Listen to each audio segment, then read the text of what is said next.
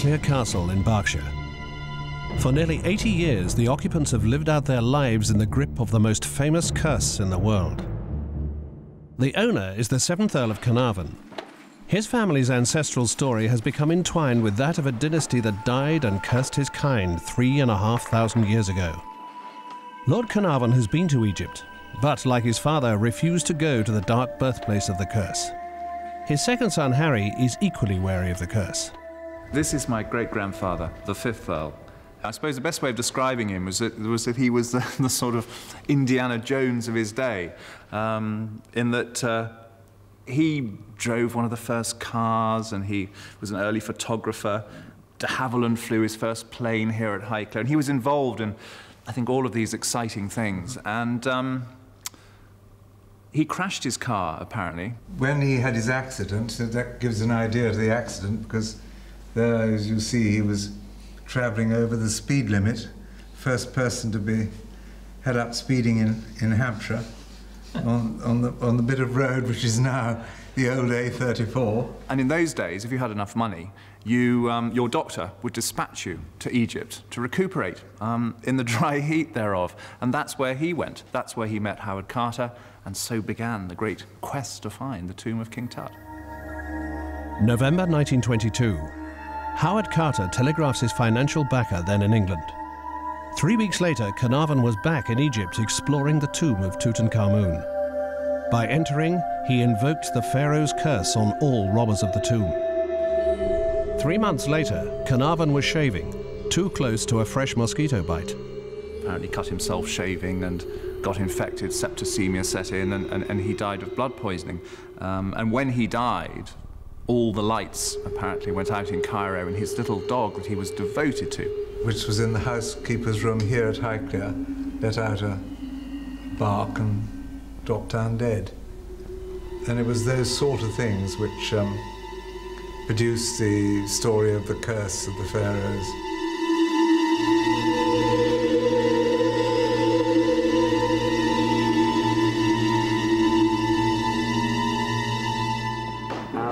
This is where the 5th Earl started working here, this area called Drabble and Naga. And I hope I'll be able to take you up there and just walk round there and have a look in some of the areas. Highclere's small Egyptian collection is maintained by professional archaeologist Nigel Strudwick. 5 years they worked there. Around 1907 to 1912, I think it was.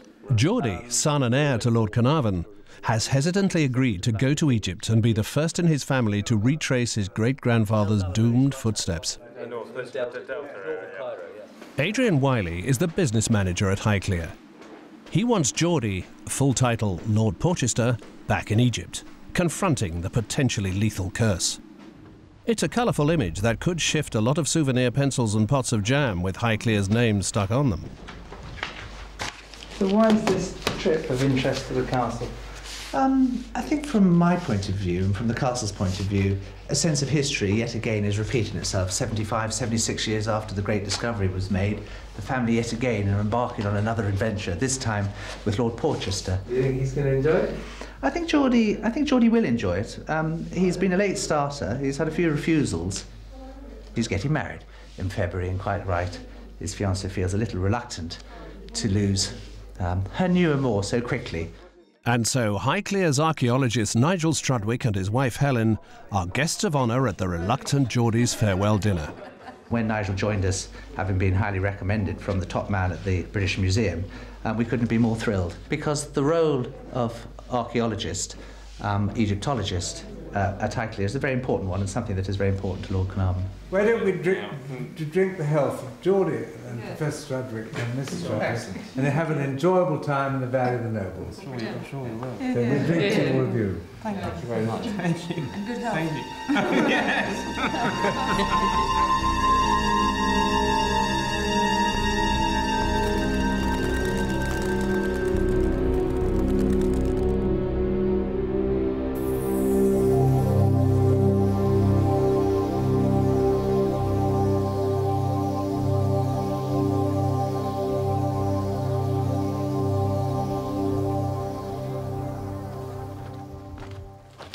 Geordie and Adrian are to visit Nigel at his dig among the tombs of the nobles.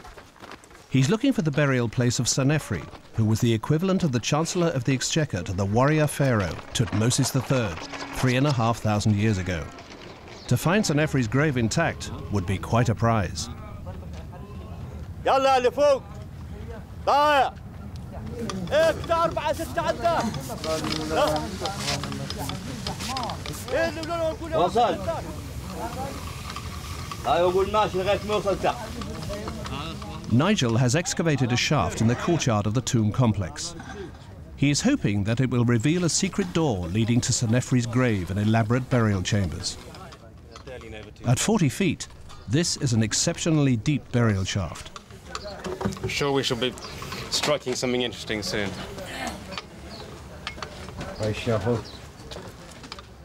Nigel has been on Sennerferi's trail for 5 years. Now what we're looking at here, this is almost the earliest part of the New Kingdom tombs of the nobles, and we start about 1550 BC.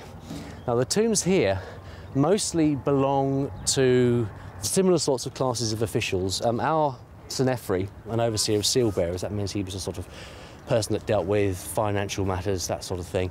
And most of these other people are similar. This is a man who's a high priest of Amun down here. Generals, we find all sorts of other officials. So we're talking about the top 1% of the country, maximum 1% at that time, who were unable to get the resources either from the king or from their own money to build these remarkable tombs. What we're looking for at the moment in that shaft that we're digging there, we're hoping that's the burial chamber of Sennerferi. We're down to about 12 metres at the moment, and these big shafts belong to the first part of the 18th dynasty, these vertical shafts. Afterwards, they seem to move more towards sloping shafts, and it's in the right sort of position. It's in the courtyard. They're always in the front, and they're often to the right-hand side of the courtyard, and that's where this shaft is that we're digging at the moment. So that's what makes us think it's the shaft of Sennerferi. Everything looks right.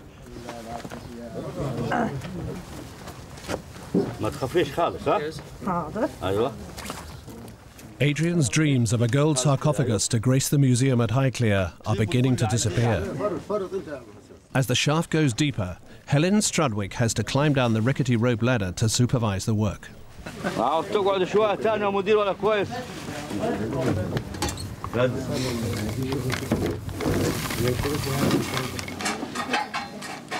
The way it works is that you see the context is all very similar. We just have to arbitrarily break it up into layers that would go for about 40 to 50 centimetres down each layer, and then process the finds that come up from that.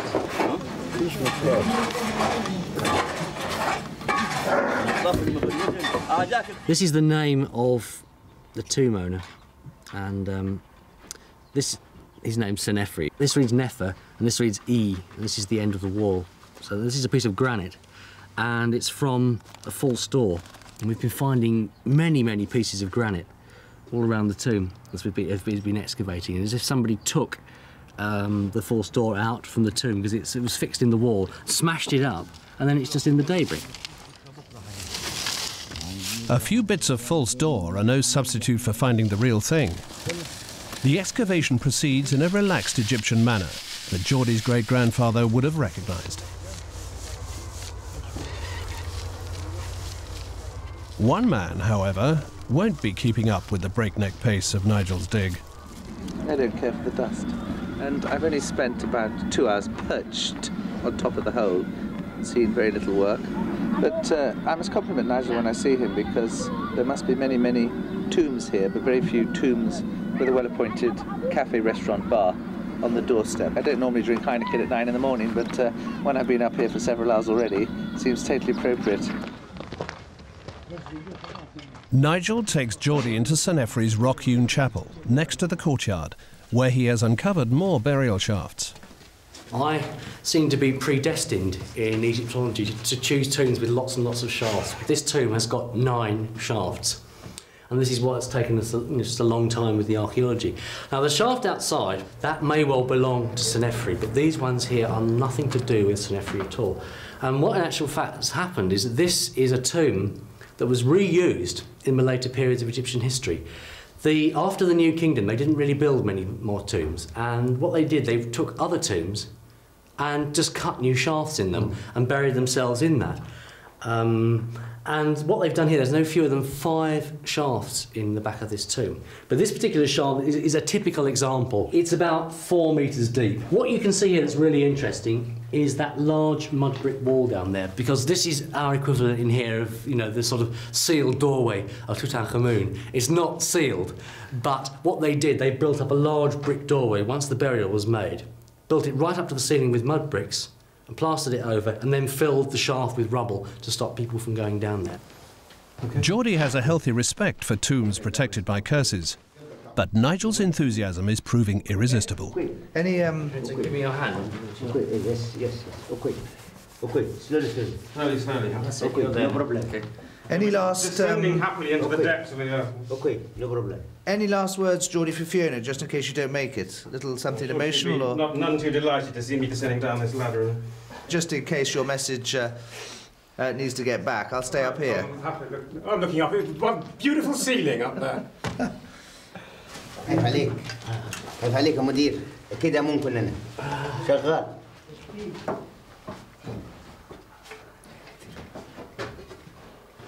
Now, what we found this room, I mean, the shaft was obviously full of debris, and therefore the debris always slopes across. It's higher here, and then it tapers off down towards the back there. But it was probably about 1/3 full of debris. And the wall here, this is a beautiful example of a mud brick wall that we use for the blocking to keep the you know, to sort of keep the dirt and debris and robbers out. Sitting around knocking bits of bricks together, I don't understand it, but then there's no reason why, because I don't understand it, it shouldn't be an excellent pastime. But I gather he's been ferreting around out here in the desert for many years, and obviously loves it, so good for him. But the idea of a 1 in a million chance of finding anything is something which the odds don't stack up for me. But very important for his lordship, very important for Highclere, and as a humble servant, I'm very happy to be here. You can just see the hieroglyphs there, and these were placed probably somewhere at the top of the tomb up there. What we have is this wonderful book that was produced in England in the 1950s, and it's what we call a corpus, and it has all the funerary cones known in the 1950s. And we can tell you, this is the funerary cone of Sennerferi. Sennerferi. That's the end of his name here. For 2 weeks each season, volunteer experts come to work on the finds. Pottery buffs sift 3.5 tons of shattered shards spanning 3,500 years. A funereal mask from a coffin in the complex is a unique find. It has taken 3 years to restore to this condition. There are also 40 mummies in various stages of decay. They are the responsibility of the bone man, paleontologist Dr. Tony Waldron. You might think it was exceedingly dreary going through a box of bones like this. Unless you find a few interesting things, you might not be far wrong. I always think it's a bit like doing outpatients, that you have lots and lots of people queuing up, waiting to see you outside, all of whom got very dreary, ordinary diseases. But then the next one that comes through the door might have something really exquisitely interesting, and that's why you do it. And it's just the same, you know, there are lots and lots of bones here, all of which are normal, and then you find 1 or 2 which are really very exciting. And here is a... my goodness. I think it's a big cat of some sort, isn't it? Snarling away. Mummified. Would Carter and Carnarvon have been interested in this type of material? Not in the least, I shouldn't think. I think they were the old school of sort of bounty hunters, weren't they? Mm. And I think they were interested in finding gold and other things that were going to make them famous. I don't think this sort of work makes you famous, but it does tell you a lot more about the people themselves than one isolated pharaoh, I think. Mm-hmm.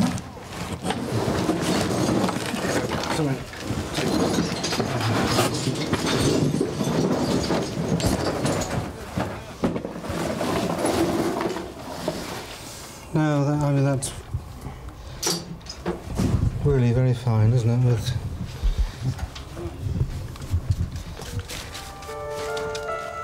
How much was treasure finding a motive for his interest? Well, it was a motive up to a point. I suppose anyone who's putting a lot of money into a venture might think there might be some return on it. Because right towards the end, I think my great-grandfather was getting a little fed up of putting money in year by year, but not enough to show for it. But Howard Carter, in 1922, there was a sort of famous meeting of them at Highclere. I think my great-grandfather had been racing and that sort of thing, and Carter was there. And he had to do a very good selling job and to get him to fund one more year of exploration. And Carter was very clever, really, because he said, I just got to excavate this final part of my square on the grid of my map, which has not been turned over properly. And really, I'm so confident that I'll fund the whole thing myself. I think my great-grandfather, with his gambler's instinct, thought, well, OK, if you're prepared to say that, then I'll have a go, and I'll fund the final year. So that's how the great triumph came about over this meeting at Highclere, when, in a funny sort of way, my great-grandfather agreed that X probably did mark the spot, finally. X doesn't seem to mark the door of Sennerferi's tomb, and neither does Y or Z as they dig ever deeper. Well, we've done a sort of tranche across investigating where there's possibly going to be a doorway, but didn't actually find anything, which is annoying. But the context seems to be changing slightly down there. The fill material is slightly different in that there's less pottery coming up, a lot less pottery. It's on that side of the door, though. You never know, you may find something. Yeah. It's usually pretty exciting now, so, after all this effort. Yeah. It has to be. Well, we hope very much that we'll find the doorway before you have to depart.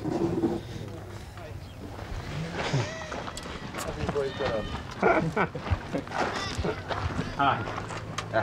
Lovely morning. You had a successful time? The last time I saw you disappearing down into the depths, and I decided that I'd come here and pray for you. Hopefully they're getting closer to this magic door, but we haven't knocked on it yet. Oh, good. Good. So you've decided to come back down. Is this are we finished for the day up here? Yeah, we are for today, I think. Moving on for different pastures? Yeah. The quest continues.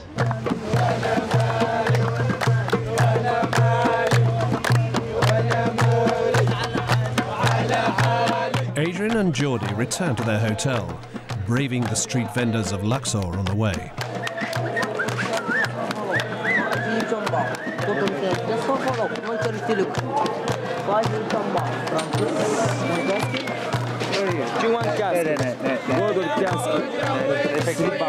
Delicious, but not that delicious. Look here, there's a shop. How much are they? 1 kilo? Yes. Yes, German? German, certainly not.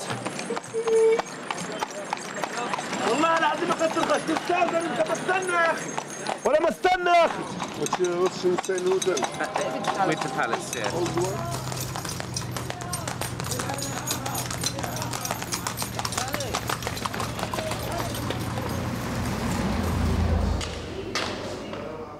Like his great-grandfather, Geordie and his man Adrian have made the Winter Palace Hotel their home. I discovered what they call the Victorian Sitting-Room down on the ground floor here, and it is very much decorated the period of the end of last century, beginning of this century. I just thought my great-grandfather, he probably sat there and had tea and held court and had some friends around him or played bridge or whatever. So I went down there and had tea with myself this afternoon just to think about it a moment and to soak up a bit of the atmosphere. This hotel must be full of so many memories of that period, which would have been its sort of heyday of people milling around. And in fact, there were so many people here after the discovery that I gather they put tents up in the ground to accommodate people.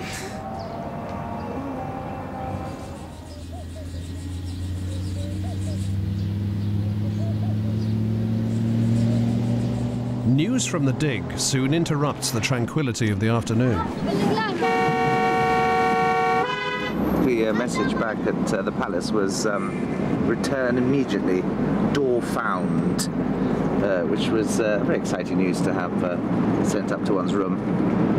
The fact that one kissed goodbye to one's lunch is secondary importance. Having just done all the shower and change a bit, we whiz back into the old dusty rags, and I'm going to get back down and see what's going on. Keep our fingers crossed still. Telephoned rather than telegraphed, this modern Carnarvon party should only take 30 minutes rather than 3 weeks to get back to the excavation. Certainly getting a bit of speed up along here.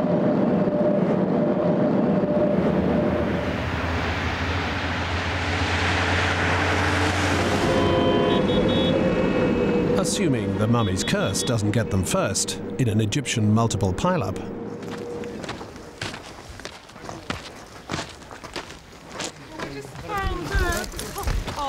Doorway through into the next part of the tomb. Do you want to go down? I think I want to just have a look. You can help me lower me down into the abyss here. Great. Please,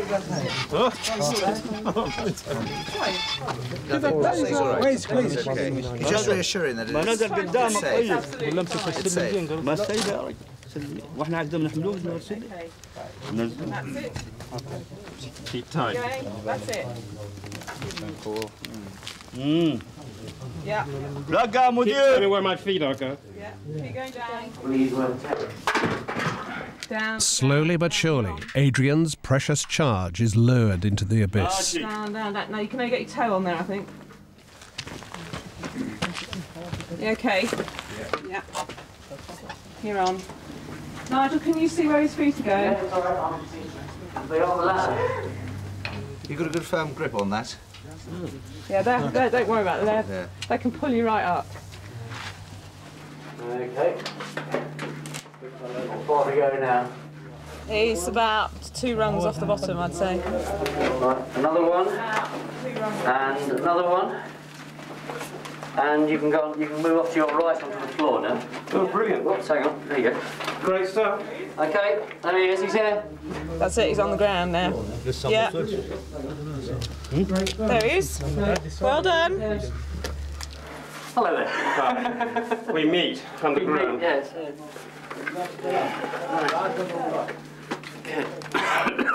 It's very exciting. This guy absolutely determined to make sure that no one found his burial place. Well, he certainly did his best, didn't he? I mean, this is pretty deep stuff.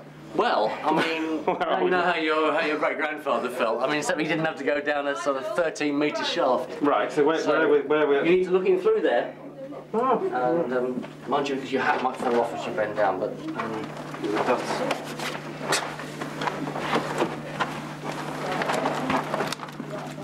I can't promise you everywhere the glint of gold, but... Shall I just do that for the moment?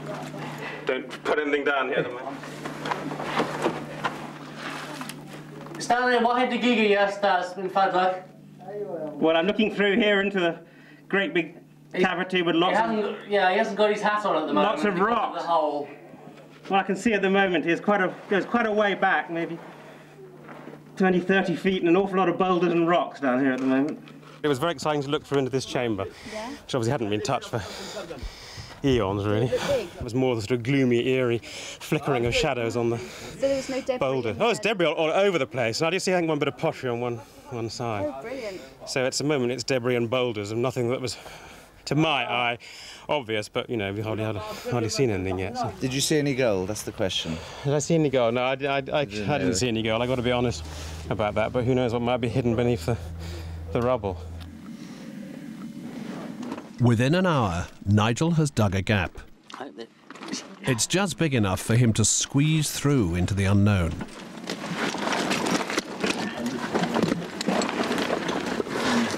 Good job, I don't mind doing this sort of thing.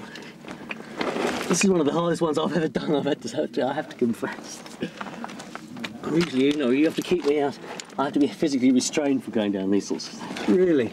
Oh, yeah, because I love it? Oh, it's fascinating. It's fascinating. I mean, it's really great to go somewhere where, you know, no other person has been. Right. I mean, there are various bits and pieces lying around. I don't know what I've seen that. What's that? Well, this is a piece of a coffin, and it's part of the formula that says for the soul of. And it's a prayer, and of course underneath it would be the name of the person. And you know, this is, you know, archaeology is always like this. I mean, this to me is the sort of thing that when the tourist says to you, "But has everything been found in Egypt?" I mean, okay, we haven't found Tutankhamun, but it doesn't have to be gold coffins and this sort of thing.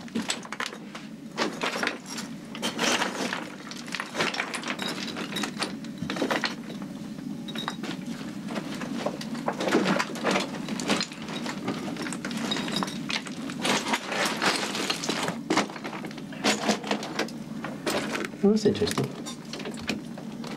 I wonder what that is. Is there anything else? There's the chamber off here to the right, which is about 3 or 4 metres long. It's like one of these sort of antechambers. It's interesting. It's a bit like a sort of a king's tomb where you have this antechamber and then you go down that passage there to what I think is the burial chamber. It's really not quite nasty. I mean, the reason I'm obviously concerned also about walking around too much is because then we might be treading and damaging. See, that's what I'm worried about. That sort of thing. That's why I'm putting my weight on the walls so that I don't put too much on the ground.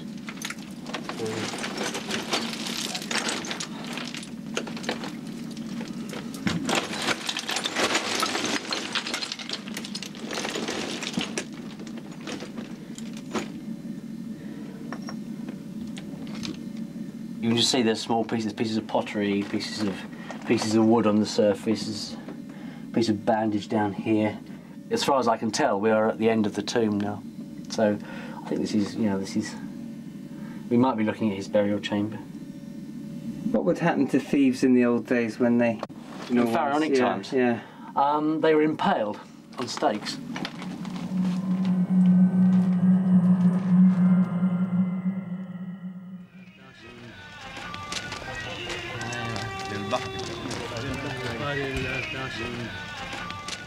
Whatever the potential consequences of opening a 3,500-year-old burial chamber, it's a great moment. Absolutely. Excavators and aristocrats have earned themselves a small celebration. Normally Alan has his food served by Nubian wenches, but I'll have to do it tonight. Well, it looked very similar. And they've certainly done us proud tonight. But you know that better than I do. Ethnain is 2. 3 is Talat. 4 is Abba. 5 is Khamsa. Khamsa. Got to get that. Got it right. Very good. And 6 is Sitta. 7 is Saba. 8 Tamania. In the morning, Geordie will be facing a more dangerous challenge. He has decided to go to the Valley of the Kings.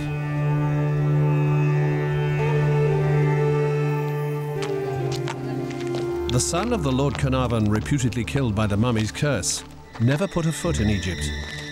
His son, the present Lord Carnarvon, has, but avoided this cursed place. Geordie is to be the first Carnarvon to re-enter the tomb of Tutankhamun. And so Carter first found this step around here, over here. This is underneath this one. This is the first step. This is the first door. Yes, because he said there were the steps. Then after the door, there was an angle down deeper, which is this next part pathway. But it wasn't a step. But it was a sloping corridor. Sloping, yeah.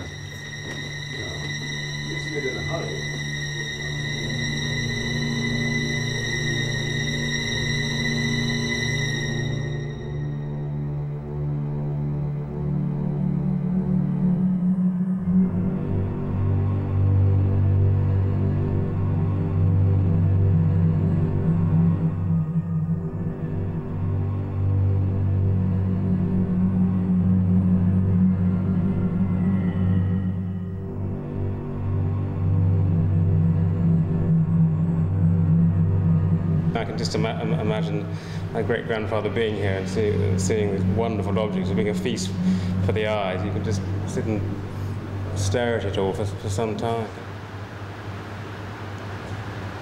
And just looking at that magnificent gold face of Tutankhamun.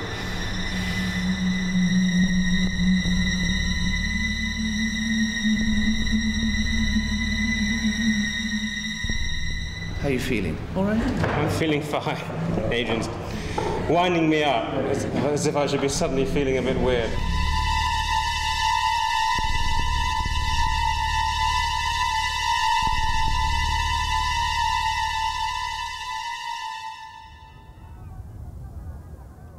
Although no sign yet of Sennerferi, there is plenty for Tony Waldron, the bone man, to explore.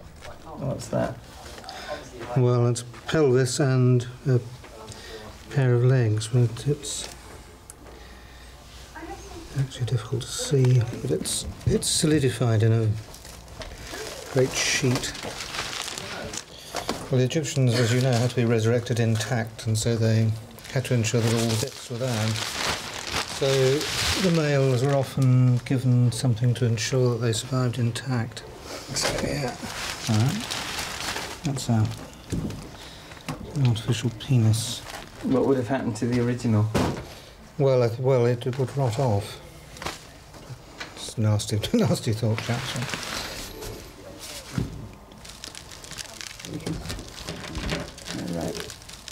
This is a young child, and we found the various bits scattered throughout the tomb, but the interesting thing about this is this lumbar vertebra. You can see how the top surface, which should be nice and flat, has been eaten away. Right. There's a particularly deep hole there. And one of the most frequent causes for that is tuberculosis. I suppose one interesting feature is that it's clear that people who could afford to be buried in this tomb were wealthy, and this is a disease which in our time was a disease of the poor, but clearly in those times could affect the rich as well, and it may well have come from contaminated milk or milk products, for example. So it would be interesting to know if this is the bovine form of TB or the human form, and if we could show that it was the human form as long ago as this, that would be very interesting indeed. What the archaeologists are trying to do is to recreate past populations and past societies.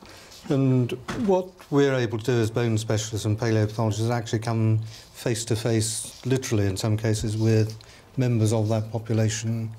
So we're able to absolutely say something definite about the people from their remains and not from the artefacts which they left behind. Nigel has found exciting new evidence which can put an individual's name to a mummified skeleton 700 years younger than Sennerferi. This is part of one of the coffins of Wedjahor, who was the 4th priest of Amun in the reign of Shabaka, and was probably buried here in 705 BC. But what we can do with this is we can actually put the whole name together, because we've got these other pieces that join on. There's the Jah and the beginning of the Horus bird there, and there's the rest of it. It doesn't fit together perfectly because the wood has sprung when it lost its when its tension had been smashed up. There you've got the name. If you just see 1, 2, 3, 4 of, so priest 4th of Amun Wedjahor. Why was the stuff so comprehensively smashed? The classic robbing of the mummies was to sort of, hack your way into the coffin, rip the bandages off, and looking for scarabs and amulets and anything else that might have been in there, which they could then shove inside your galabeah and go off and sell to the antiquities dealers or the foreigners. This is the mummy of Wedjahor. Normally, when you find tombs like this, which is ransacked, you can rarely ever tell who somebody is.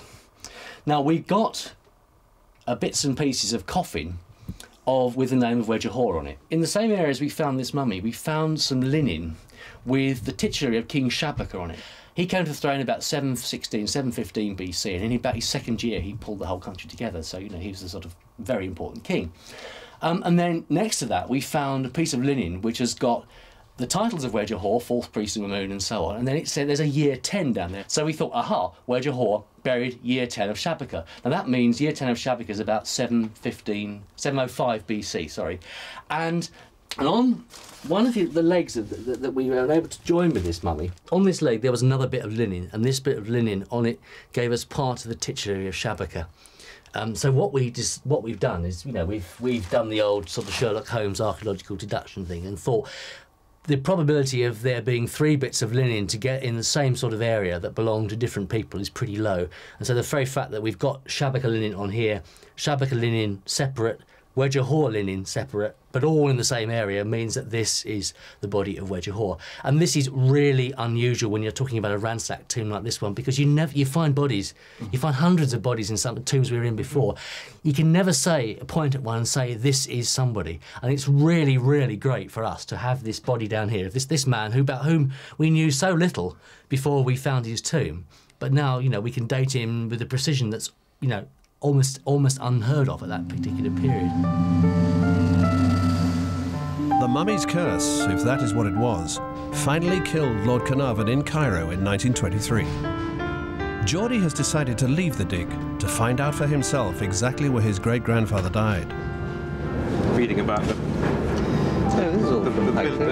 bill of lading from Robert Jackson Co. Provisions my great-grandfather had sent out to Egypt. Wine biscuits, sardines, 3 tins of tongue, oriental pickle, 10 tins of peaches, pears, apricot salmon, curried fowl.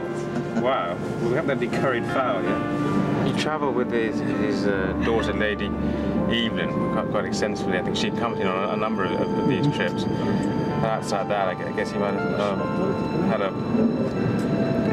sort of valet with him as well, I guess. And maybe 1 or 2 other people fetching and carrying, as was the case in those days. Well, at least you're travelling with just a mere man, a mere servant.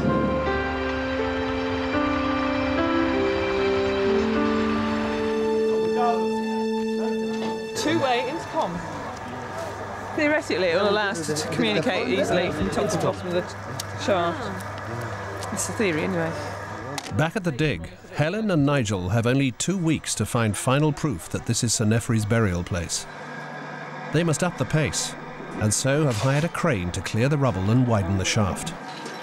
They are working in the deep burial chambers stretching back underneath the courtyard, and so have bought in the best communications equipment that dig money can buy. Oh, you don't know how to do it, Nigel. It's very, very complicated. You press the button and speak. It's playing tunes. Hello? Hello? Hello? He's here. I can hear you. Can you hear me? No. Can you hear me now? Yes. That's the way it's meant to work then. Hooray. Don't say over, aren't we? Hello? You didn't say over. Over. Over. I'm not keen on this thing. I'd rather go down on the rope rather than... Helen, terrified of heights, is less happy with this mechanised form of transport. No, I don't want to see. Oh! It's not my favourite way of transport. It's a long way down, especially when the sophisticated communication system malfunctions.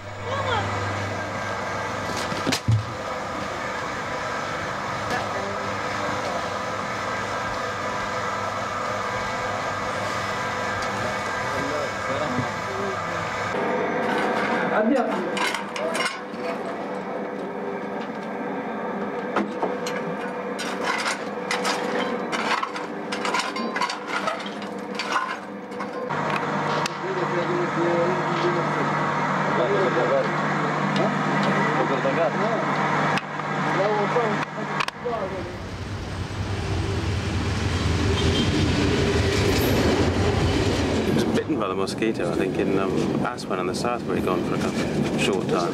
Didn't think much of it for a while, because there was no drugs to deal with that then, and he was a weak man, really, in any case, from the accidents that he'd had and the motor accidents in the car. But luckily today, I haven't got a bite on me. No anywhere. bites? Feeling well? Yes, absolutely. No insects got at me, yeah. So when he was taken ill, this would have been the way gone to Cairo, you think? When he became ill, he was moved to the Continental Hotel, and the suite of rooms that your father actually died in was still there. Very keen to track that down if we can. That would definitely mean something. I feel I was finding a link to the past there. If we can do that somehow.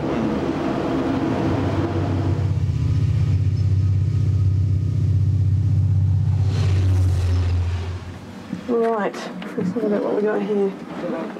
Ah!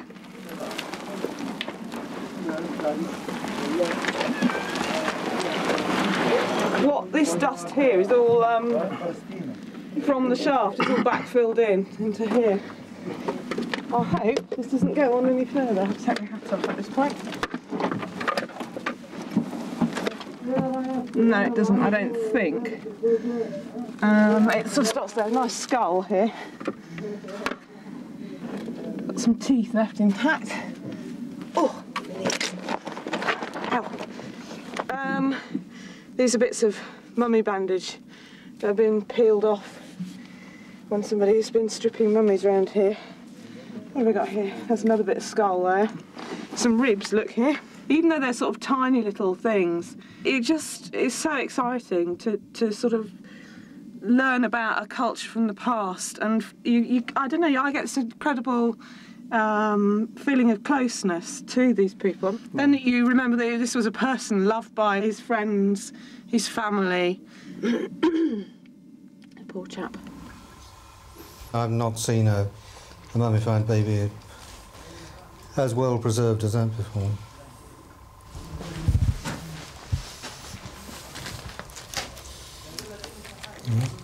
Poignant, isn't it?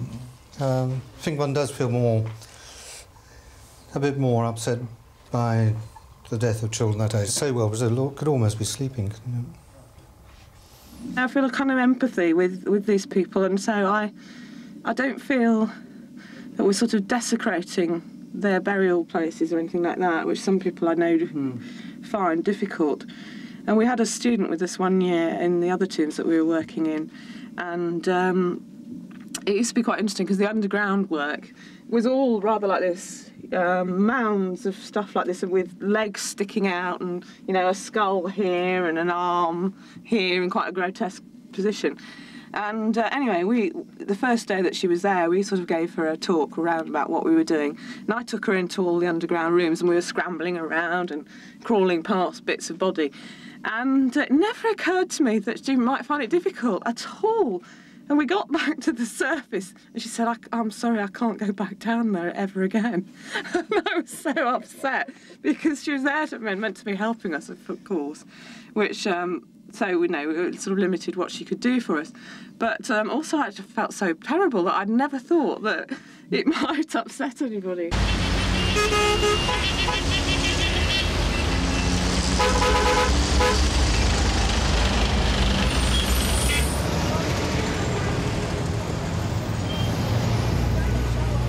The balcony you see there just above the Continental with a couple of tired plants, that was the entire balcony area that you had. The central room being the room where the main suite of reception area was, a colossal area, although decayed, not as decayed as the rest of the hotel, but nevertheless with that same sort of magical time capsule. And to the right of it is the room that Lord Carnarvon died in. Is it in here? Even just to show him. الساعة 3 قبل الساعة 5 على الطيارة. ما انا معيش المفتاح بتاع الحاجات المقفلة دي. الله. انا بس قاعد تحت اصلا تحسبا لاي. طب ما ده نفتحه ازاي؟ هو ده بقى المفروض ان هو بيكون من الصبح لحد الساعة 3. This you haven't the key of this door. Okay. There's all the excitement about the fact my great-grandfather died so soon after the discovery. But I think he would have certainly been remembered to this day had he lived for some years after the discovery. I'm sure the names of Carter and Carnarvon are indelibly written in archaeological history. I don't think there's any getting away from that.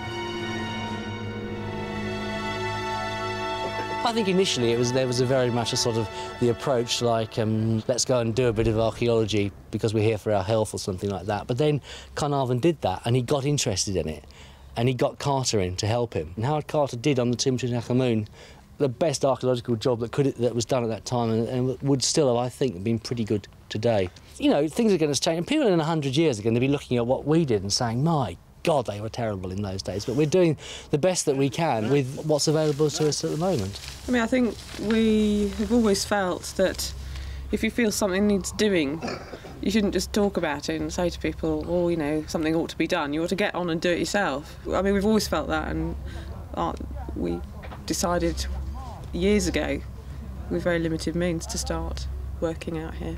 The problem with archaeology, you never know when it's going to be finished. You can't say to somebody, I'll finish that in 5 years, because if you then find, like we did, 9 shafts, we thought this was going to be finished in 3 years, this project. I mean, we're in our, what, 7th season now, and we still, it's going to be an 8th season, maybe a bit of digging, and certainly we've got to study all this stuff, because this year we're just digging like mad, and we haven't got time to study anything.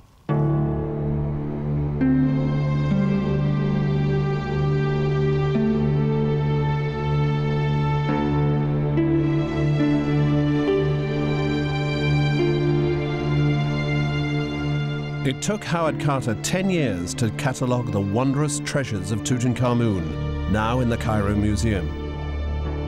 Egypt has not cursed Geordie as it did his famous ancestor. Instead, it has captivated him.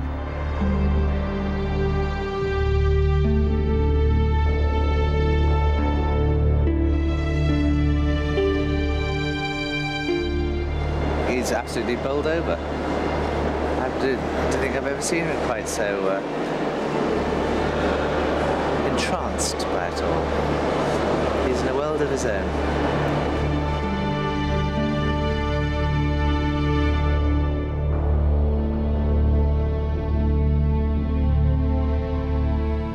Yet another Carnarvon has fallen for the mysteries of Egypt.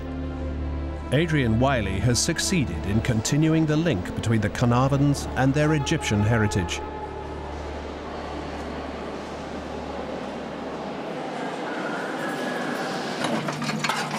So what of the man who originally brought them all here, Sennerferi? Nearing the end of his digging season, Nigel finds a small treasure in his tomb. It's an inlaid eye from a coffin, probably from a wooden coffin, and they'd leave a little recess, a little hole in the wood, and they'd insert this eye. And this came from the big shaft here that we're digging here, and I see no reason why it isn't 18th dynasty. Might be from the coffin of Sennerferi.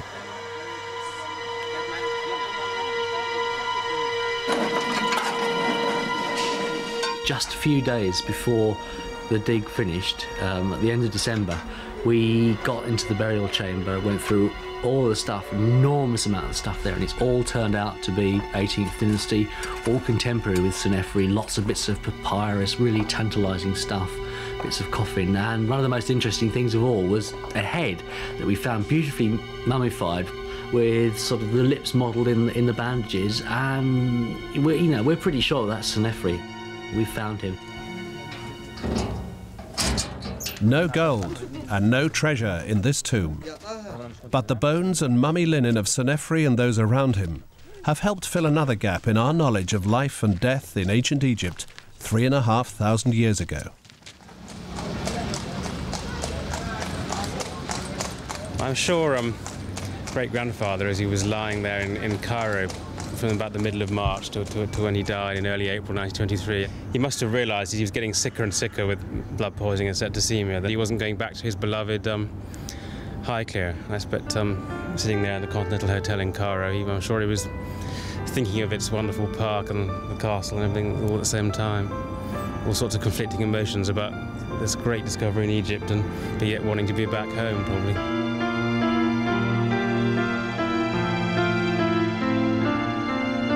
The body of the 5th Earl of Carnarvon, Geordie's famous great-grandfather, was brought home from Egypt and was buried on Beacon Hill, overlooking his beloved Highclere Castle.